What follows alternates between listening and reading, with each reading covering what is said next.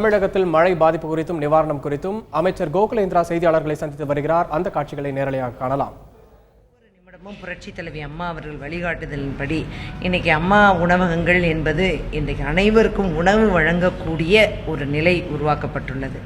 அதற்கடுத்தாற் போல கூடுதலாக வீடு நம்ம வருவாய்த்துறை மூலமாக ஆட்சியர் அவர்கள் வீடு உடைஞ்சிருச்சுன்னா 4 hours தான், வீடு உடைந்த உடனேயே அவர்களுக்கு கொடுக்கக்கூடிய நிவாரணம் என்பது தகவல் கிடைத்து முழுமையாக சேதமடைந்தவர்களுக்கு 5000, பார்ட்லி அவங்களுக்கு அவங்களுக்கு கொடுக்கக்கூடிய 4100 ரூபாய். இது ரெண்டுமே 4 ஹவர்ஸ்க்குள்ள எப்போ அவங்க அஃபெக்ட் ஆகுறாங்களோ அடுத்த அந்த 4 மணி நேரத்திற்குள்ளாக அவர்கள் வரவழைக்கப்பட்டு அவர்களுக்கு தேவையான அந்த பணமும் அதை போல வேஷ்டி சேலைகள், அரிசி எல்லாமே உடனடியாக வழங்கப்படுகின்றன.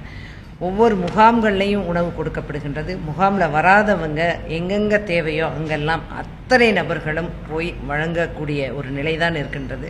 யாராவது தேவையில்லாமல் அரசியலுக்காக இது போன்ற செய்திகளை பரவிவிடுவார்கள். கண்கூடாக நீங்களே நேரடியாக பார்க்கக்கூடிய வகையில் எல்லா இடங்களையும் தண்ணி வந்துருச்சு அப்படின்னு தான் சொல்கிறாங்களே தவிர ஃபுட்டு கிடைக்கல, உணவு அம்மா கொடுக்கல, முதலமைச்சர் அது செய்யலைன்னு யாரும் சொல்லலை. தண்ணி வந்துருச்சு, அம்மா தான் எங்களை காப்பாற்றணும் அப்படின்னு தான் எல்லாருடைய பப்ளிக்லையும் நீங்கள் நேரடியாக நேற்று பார்த்தீங்கன்னாலே கண்டிப்பாக தெரியுமாகவே மாநகராட்சி புரட்சி தலைவி அம்மா அவர்களுடைய வழிகாட்டுதலோடு மாநகராட்சியும் அதே போல் இங்கே உள்ள ஆட்சியர் அவர்களும் மிக துரிதமான நடவடிக்கைகளை அனைத்து சிறப்பாகவும் அதைவிட முக்கியமாக எல்லா இடங்கள்லையும் நம்முடைய குடிநீர் வாரியத்தை பொறுத்தவரை எல்லா இடங்களையும் சூப்பர் சக்கர் எவ்வளவோ உடனே சூப்பர் சக்கர்லேருந்து எடுத்த உடனேயே கரண்ட் உடனே மின்சாரம் ரெஸ்டரேஷன் உடனே கொடுக்கப்படுகிறாங்க. இதெல்லாம் ப்ராக்டிக்கலாக நேச்சுரல் கலாமிட்டி நம்ம யாராலையும் தடுக்க முடியாது.